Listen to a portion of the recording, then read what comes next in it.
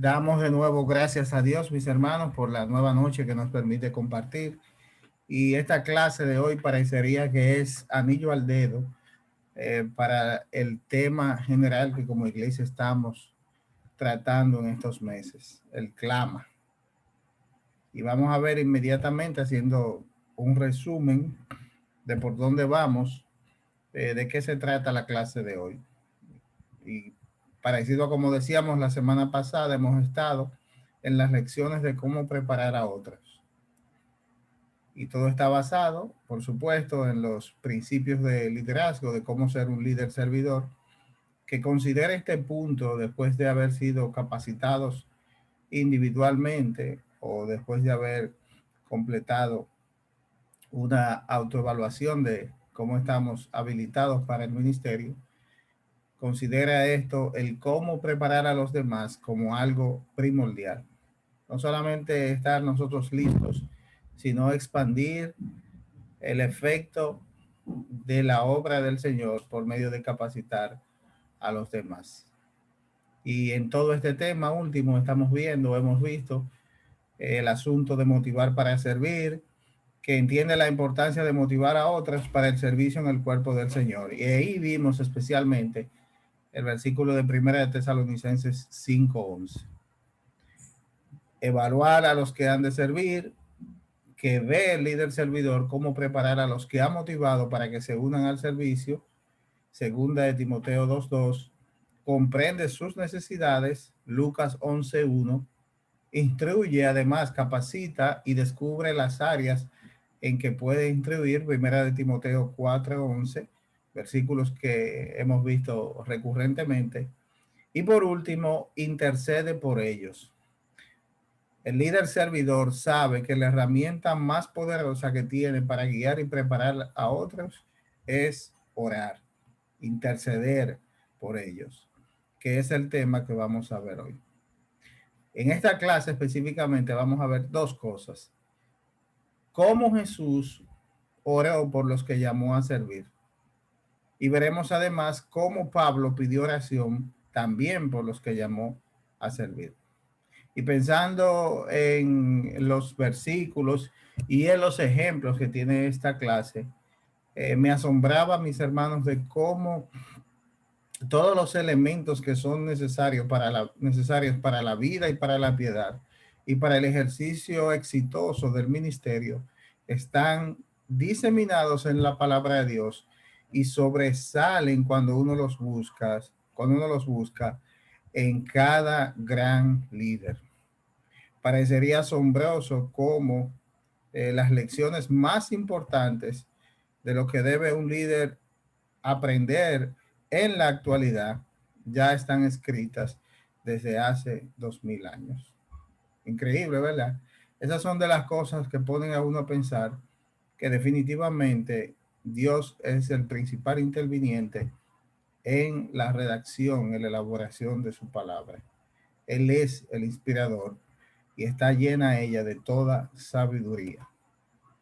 Y en este tema de orar por ellos, vimos o podemos ver específicamente que todo el trabajo del que se hablaba hasta este punto se puede o se pudo realizar mediante simplemente el esfuerzo humano.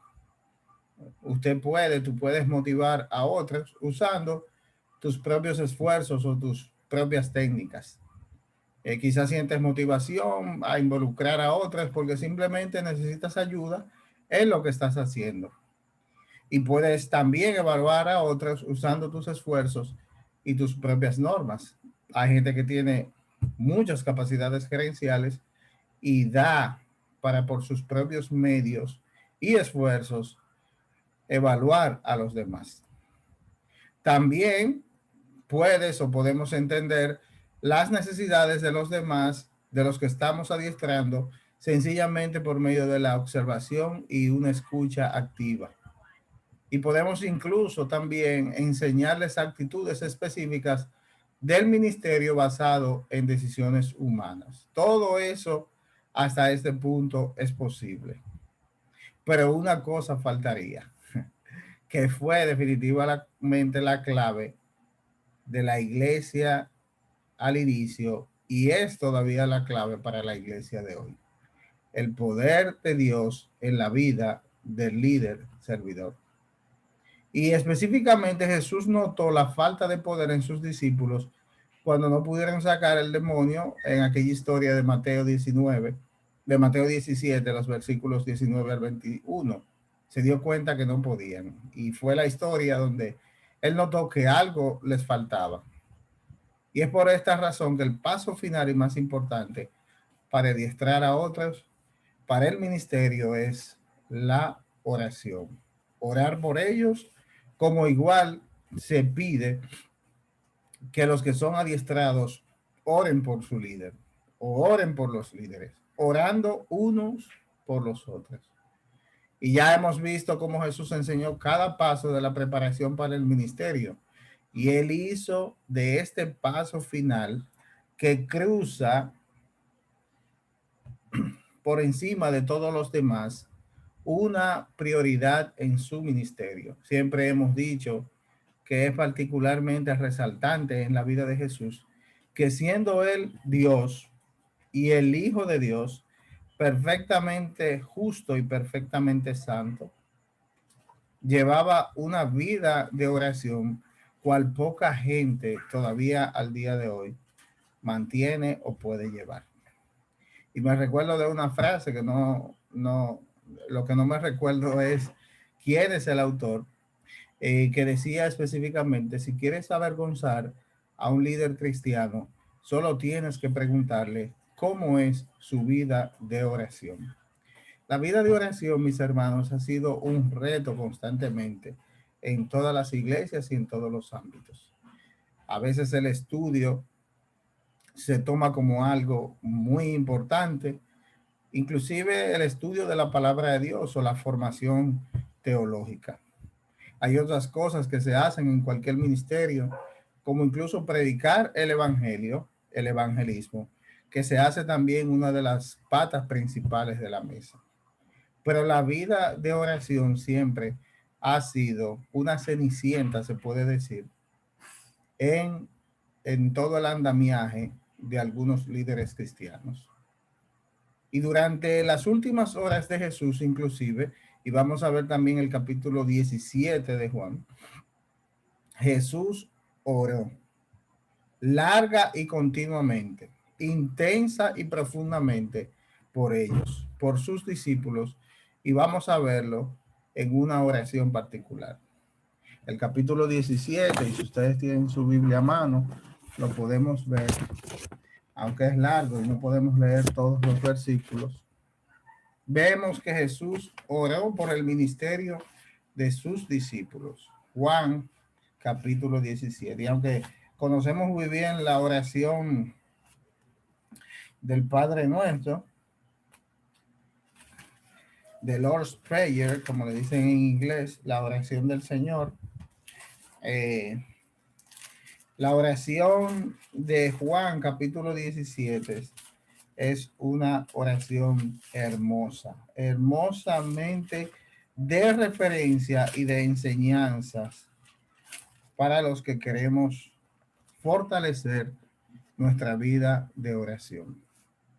Jesús oró por el ministerio de sus discípulos, número uno, y estamos en Juan 17, porque sabía lo que les había enseñado, que lo que les había enseñado era lo que necesitaban conocer acerca de su misión y de Dios. El versículo 8 dice,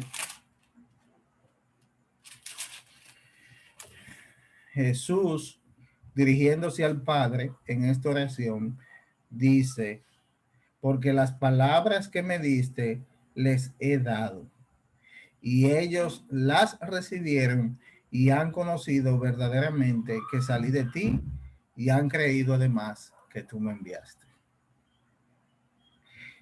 Ese sentido de identidad de Jesús que hemos resaltado en clases anteriores y que les permitió hacerse conocer en medio de los discípulos, ellos estaban definitivamente entendidos de la misión de Jesús y de la persona de Jesús. Jesús además, y es el versículo 11, oró para que fueran uno en espíritu y en propósito. Y ya no estoy en el mundo, mas estos sí están en el mundo. Y yo voy a ti, Padre Santo, a los que me has dado, guárdalos en tu nombre, para que sean uno, así como nosotros, sea como tú, Padre, y yo. Jesús además oró para que tuvieran gozo en su ministerio. Recuerdan el tema de la motivación, es el versículo 13, aquí en Juan 17. Pero ahora voy a ti y hablo esto en el mundo para que tengan mi gozo cumplido en sí mismos. Definitivamente la motivación, que en palabras bíblicas es el gozo, es el catalizador de todas las acciones que el hombre o líder, la mujer o líder servidor eh, puede eh, desarrollar. Pidió al Padre que los protegiera del maligno. Y es un versículo muy conocido, el 15 de Juan 17. No ruego que los quites del mundo, sino que los guardes del mal. El versículo 17 es en el que Jesús ruega para que sean santificados mediante la verdad de la palabra de Dios. Juan 17, 17. Santifícalos en tu verdad. Tu palabra es la verdad. ¿Cuánto resalta que siendo Jesús Dios y el Hijo de Dios, como ya dijimos, teniendo todo el poder, la unción y la autoridad de parte del Padre y por medio del Espíritu Santo, Jesús pide al Padre o hace al Padre cada una de estas peticiones sobre sus discípulos? Jesús no solo encomendando a sus discípulos, enseñando a sus discípulos, pidiendo protección sobre sus discípulos, pidiendo gozo sobre sus discípulos, sino también continua y decididamente pidiendo al Padre por ellos. Jesús preparó también a sus discípulos orando por ellos. Y es que adiestrar a otros incluye, es determinante que lleve orar por ellos. En el caso del apóstol Pablo, Pablo regularmente oraba también por los que seleccionó para el ministerio. Y eso lo vemos y lo podemos buscar, una cita que no hemos visto en ninguna de las clases, en el libro de Filipenses, en el capítulo 1, los versículos del 3 al 6. Filipenses 1, del 3 al 6, que dice: doy gracias a mi Dios siempre que me acuerdo de vosotros, siempre en todas mis oraciones, rogando con gozo por todos vosotros, por vuestra comunión en el Evangelio desde el primer día hasta ahora. Doy gracias a mi Dios, dice, cada vez que me acuerdo de vosotros, rogando con gozo por todos vosotros. Y dice el 6, estando persuadido de esto, que el que comenzó en vosotros la buena obra, la perfeccionará hasta el día de Jesucristo. Y me recordé así leyendo a Filipenses, que también en Tesalonicenses, la iglesia de Tesalónica, una iglesia eh, mega como Griseida, una iglesia fuerte, sólida, decidida, que evangeliza y que mantiene la fe. Dice en Primera de Tesalonicenses 1, versículo 2, damos siempre gracias a Dios por todos vosotros, haciendo memoria de vosotros en nuestras oraciones, acordándonos sin cesar delante del Dios y Padre nuestro de la obra de vuestra fe, del trabajo de vuestro amor y de vuestra constancia en la esperanza en nuestro Señor Jesucristo. Pablo conocía el beneficio de la oración por todos los santos, igual como la reconocía por él mismo. Y es en Efesios, que lo podemos buscar también, Efesios, uno de los pasajes en que vamos a hacer más énfasis en esta clase, Efesios 6, los versículos 18 al 20, donde Pablo dice: orando en todo tiempo, con toda oración y súplica en el Espíritu, y velando en ello con toda perseverancia y súplica por todos los santos. Y por mí, a fin de que al abrir mi boca me sea dada palabra para dar a conocer con denuedo el misterio del Evangelio, por el cual soy embajador en cadenas, que con denuedo hable de él como debo hablar. Wow. Pidiendo Pablo oración por él para que con denuedo hable de él, del Evangelio, como debo hablar. Y me recuerda también otro versículo. En Filipenses 4, los versículos 6 al 7 dice, en esta versión, que no sé si es nueva traducción viviente, yo estoy casado con la Reina Valera. No se inquieten por nada, más bien en toda ocasión, con oración y ruego, presenten sus peticiones a Dios y denle gracias. Y la paz de Dios, que sobrepasa todo entendimiento, cuidará sus corazones y sus pensamientos en Cristo Jesús.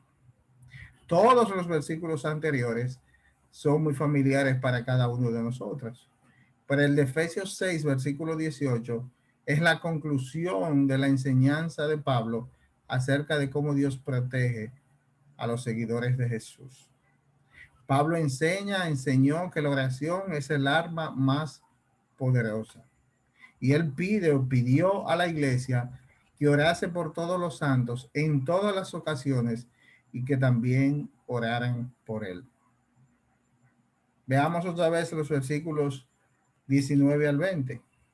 Y por mí, a fin de que al abrir mi boca me sea dada palabra para dar a conocer con denuedo el misterio del Evangelio, por el cual soy embajador en cadenas, que con denuedo hable de él como debo hablar.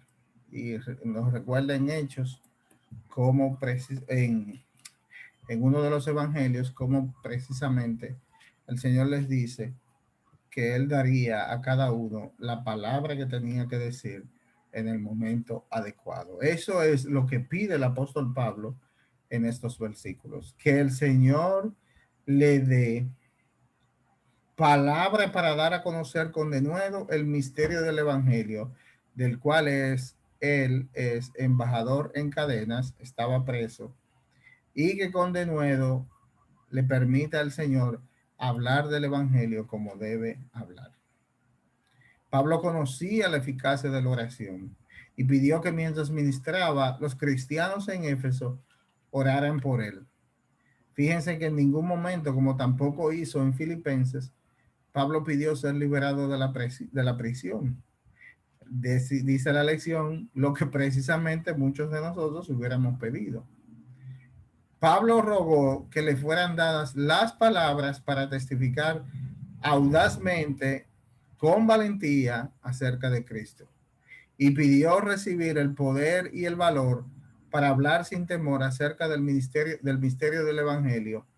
Y no solo oró él por ellos, por los de Éfeso, por la iglesia de Éfeso, como hizo por la de Filipenses y hacía por la de Tesalónica, sino que pidió que los demás orasen por él. Y como esta clase de hoy pone un énfasis importante en la oración en busca de discernimiento, traje aquí, no tengo los derechos de autor, de un devocional de la oficina, traje los diferentes enfoques para practicar el discernimiento o cómo nos alineamos a Dios, lo que puede darse exclusivamente en oración y por medio del discernimiento. Y hay tres imágenes que representan diferentes enfoques. Y cada una de las imágenes, los barcos que están aquí o los medios de transporte por mar, nos dicen aquí cuáles son las opciones que tenemos. En una opción, y no es que cada leyenda se corresponde con la imagen que está arriba, sino que tenemos que buscar a cuál corresponde cada una. En una de las opciones dice, yo determinaré el camino para que lleguemos a donde yo quiero ir tan rápido como quiero. Yo soy el que estoy en control. Y si nos fijamos bien, esa leyenda corresponde a la imagen del medio, a la imagen de la lancha de motor. ¿Verdad que sí? La siguiente dice, trabajaré duro, pero alineado hacia donde Dios me está moviendo. Y me moveré hacia Dios en lugar de pedir a Dios que se mueva hacia mi dirección. Por supuesto que ese es el barco de velas. Y la otra leyenda dice, o adoptaré un enfoque pasivo para el discernimiento en donde no hay participación de Dios, o donde no hay participación mía, perdón. Yo soltaré y dejaré que Dios sea el que determine el camino. Y obviamente esa es la yola que está ahí como primera imagen. ¿A qué se parecen la oración y el discernimiento? El discernimiento se parece mucho a un velero. ¿Por qué? Porque el barco representa, o la yola, un enfoque pasivo para la toma de decisiones y el discernimiento. Mientras que la lancha motor, la lancha rápida, representa un enfoque que no le permite invitar a Dios al proceso. Ahí soy yo que tengo el timón exclusivamente en la mano y voy tan rápido y tan en control de todas las cosas como se pueda. Sin embargo, un barco de velas representa el discernimiento espiritual en donde uno toma parte, pero también permite que sea Dios el que nos guíe en el camino. Recientemente a Josué estaba dando una lección del tema. Él está leyendo un libro ahí muy interesante de un autor llamado Kiyosaki. Quizá algunos de ustedes lo conocen. Robert Kiyosaki, ¿verdad? Yo la vi. Que enseña Kiyosaki en ese libro algunas buenas lecciones recibidas de su padre rico, su padre verdadero. Me imagino que no es novelada la historia. Es al revés. Ah, sí, sí, sí, verdad. El padre pobre y el padre rico. El pobre le enseñaba a esforzarse de una forma particular en la vida y el rico le enseñaba de otra. Y básicamente lo que el libro trata de enseñar es lecciones de autoliderazgo, lecciones de gerencia propia y cómo llegar, según los parámetros del mundo, principalmente, a tener éxito en la vida. Y les decía que a Josué particularmente, que más que nada lo estoy instruyendo en el hábito de la lectura, ya que tiene deseo de seguir leyendo, a Josué le decía, todos esos buenos consejos son excelentes, Josué. Pero sobre todas las cosas tengamos siempre en cuenta que Dios es el que gobierna sobre todas las cosas.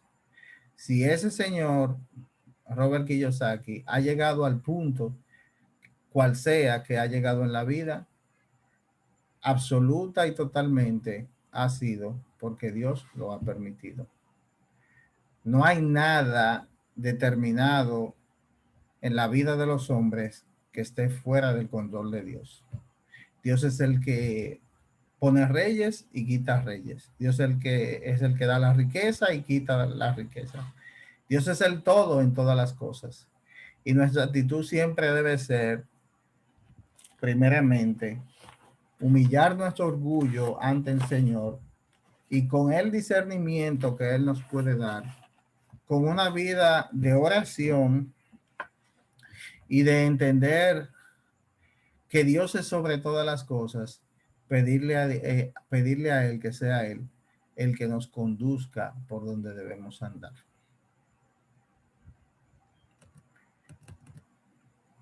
Así, mis hermanos, que los líderes servidores oran por los que están instruyendo para el ministerio, pero también piden oraciones para dirigir con audacia, como hizo el apóstol Pablo. Ni Jesús ni Pablo en momento alguno dependieron de sí mismos, sino que completamente dependieron de la misericordia, del poder y de la providencia de Dios. Y esa es, mis hermanos, la naturaleza única del liderazgo cristiano. No en nuestras propias fuerzas, no en nuestras propias capacidades, no en nadie ni en nada, sino solamente en Dios. Los líderes en la iglesia saben que su poder viene de Dios y no de ellos mismos. Y también saben que son más útiles cuando los otros los respaldan en oración. No solamente que yo ore por mí, sino que yo ore por ti. No solamente que yo ore que tú ores por ti, sino que tú ores por mí. Los líderes de la iglesia son inútiles sin la oración de otros. Ningún líder de grupo de la iglesia puede dirigir sin la compañía de oración de aquellos junto a los cuales ministra. Esa es definitivamente la importancia de las noches de clama que estamos teniendo. Tenemos que orar los unos por los otros. Y aquí tengo también, pero esta vez de John MacArthur, en su libro de Equipados para la Batalla, algunos buenos consejos que quiero recordar.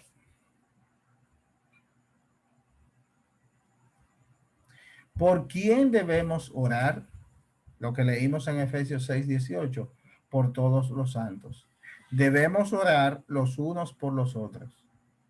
Y note que Satanás y los demonios no son los objetos de la oración bíblica. Y ustedes saben que MacArthur es reformado y así lo deja ver en todo lo que escribe. No se nos dice que digamos, me dirijo en contra de Satanás y todo su reino. No se nos dice que reclamemos la devolución de algún terreno perdido. No se nos dice que digamos, te reprendo espíritu maligno. No se nos dice que destruyamos la ceguera espiritual. Tales técnicas extrañas no tienen cabida en la guerra espiritual. ¿Qué es lo que debemos hacer? Orar por los demás. Y hacer esto es vital para la salud de la iglesia.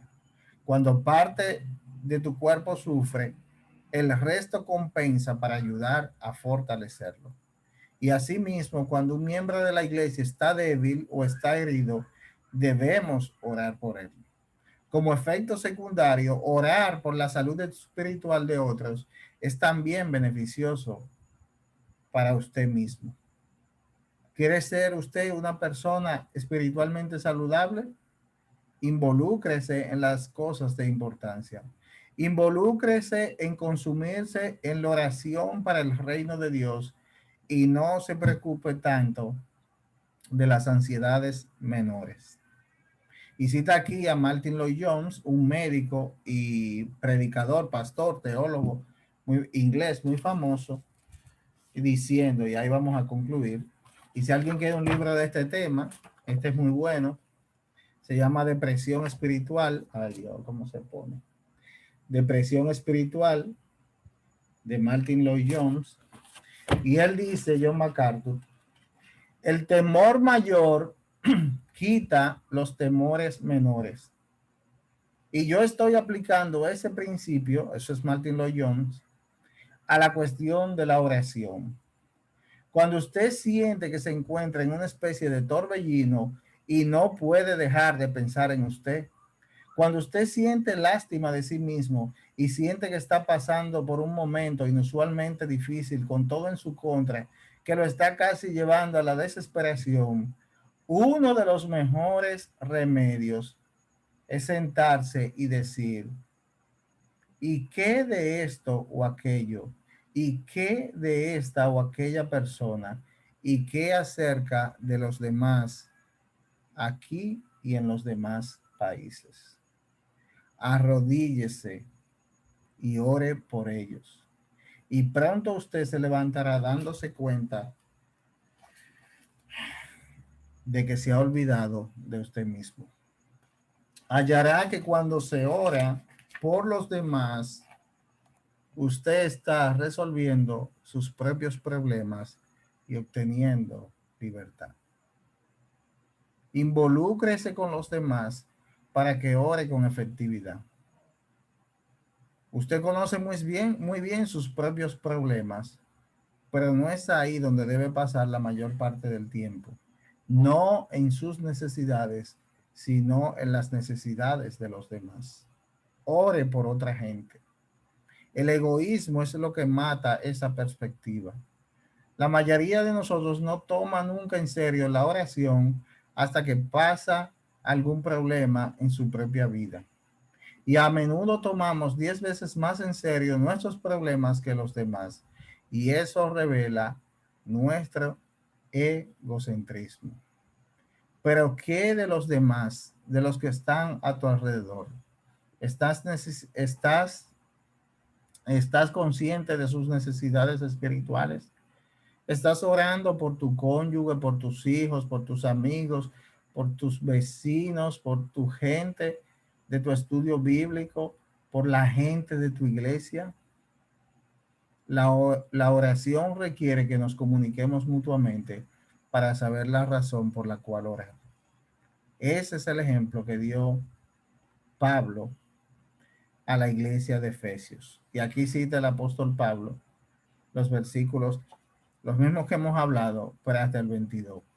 Oren por mí para que al abrir la boca me sea conferida palabra para dar a conocer con confianza el misterio del evangelio, por el cual soy embajador en cadenas, a fin de que por ello yo hable con valentía como debo hablar.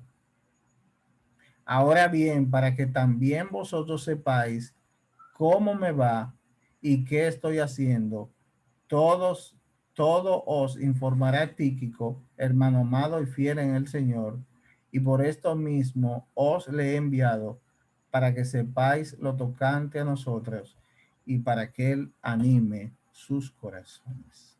De verdad, mis hermanos, que la iglesia tiene que estar involucrada para poder orar con conocimiento los unos por los otros. En resumen,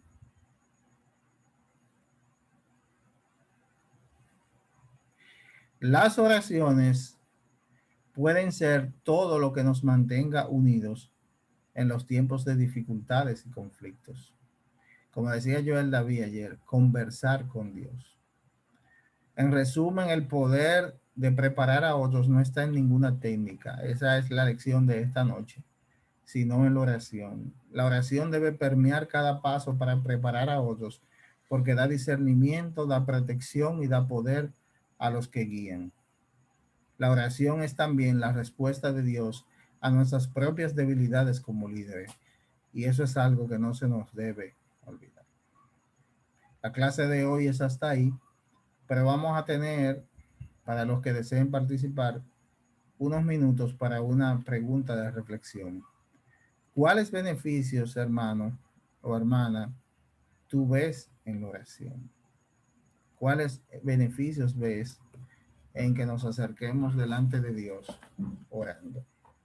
Señor, otra vez delante de tu presencia, bendecimos tu nombre por esta oportunidad que nos diste de aprender, de ver, Señor, tu consejo hermoso, que siempre, Señor, es para el bien de nuestras almas. Permítenos, cada uno individualmente, que es crecer en el conocimiento de ti, en el gozo y la pasión por las cosas de tu reino. Y permítenos, mi Dios, como grupo, como iglesia, como hermanos que estamos unidos por 100 días especialmente, clamando por nosotros mismos y por los demás, por el país y por las situaciones que nos envuelven, por esta plaga, pandemia, Señor, que ha cubierto el mundo y que ha llevado a la cama, a los hospitales, Señor, e incluso a la muerte a algunas personas. Permítenos entender, discernir, clamar, Señor, según tu palabra nos está enseñando. Y permítenos, Señor, entender